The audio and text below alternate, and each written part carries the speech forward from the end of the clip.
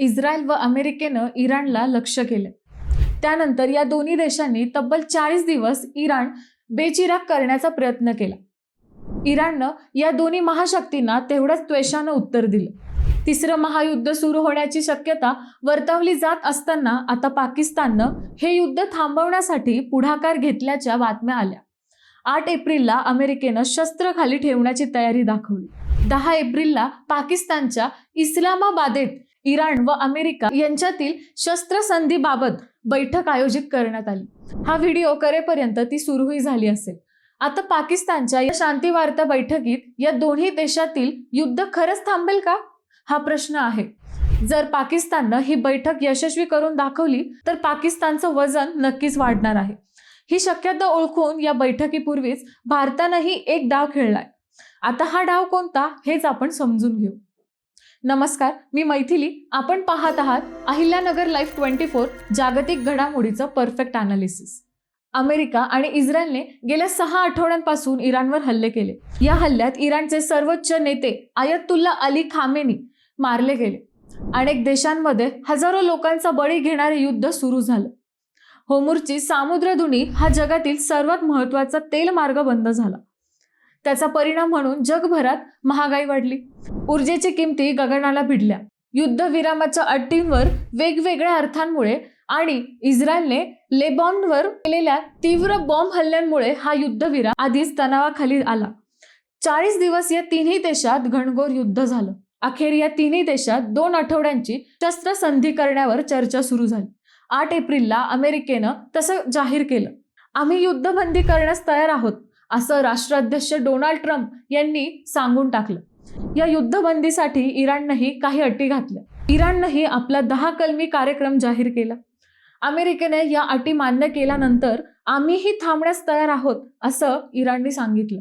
इराणच्या याच अटींबाबत पाकिस्तानच्या इस्लामाबादेत गुरुवारी 11 एप्रिलला शांती वार्ता घेण्याचं ठरलं। इस्लामाबादमध्ये पंचतारांकित सेरेना हॉटेलमध्ये दोन्ही देशांच्या विशेष दूतांची चर्चा होणार आहे। या चर्चेत लेबनॉन हा कळीचा मुद्दा असेल। इस्रायलच्या मानवी कत्तली सुरूच असल्याने आणि लेबनॉन युद्धविरामाचा भाग नसल्याचा दावा इस्रायल आणि अमेरिकेकडून केला जात असल्याने या चर्चेमध्ये तोडगा कसा काढला जाईल याकडे संपूर्ण जगाचं लक्ष लागलंय। या चर्चेसाठी इस्लामाबादमध्ये अत्यंत तगडा बंदोबस्त तैनात करण्यात आला असून लॉकडाऊन लागण्यासारखी स्थिती आहे। 2 दिवस सुट्टी देण्यात आली आहे, जेणेकरून या अभूतपूर्व सुरक्षा व्यवस्थेचा कुठलाही परिणाम सामान्य नागरिकांवरती होऊ नये। आता पाकिस्तानातील ही शांती वार्ता खरंच यशस्वी होईल का हे येत्या काही तासातच समजेल। इकडे इस्लामाबादमध्ये इराण आणि अमेरिकेत शांतता करारावर चर्चा सुरू होण्यापूर्वी भारतानंही एक डाव टाकलाय। भारताचे परराष्ट्र सचिव विक्रम मिस्री हे अमेरिकेच्या दौऱ्यावर आहेत। त्यांनी अमेरिकेचे परराष्ट्र सचिव मार्को रुबियो यांच्यासोबत बैठक घेतली। त्यात द्विपक्षीय संबंध, व्यापार, खनिज, संरक्षण आणि क्वाड राष्ट्र संघटनेविषयी महत्त्वपूर्ण चर्चा झाली। AI आणि खनिज संपत्तीसह आर्थिक आणि तांत्रिक देवाणघेवाणीवर भारत व अमेरिका या दोन्ही देशांमध्ये सहमती झाली।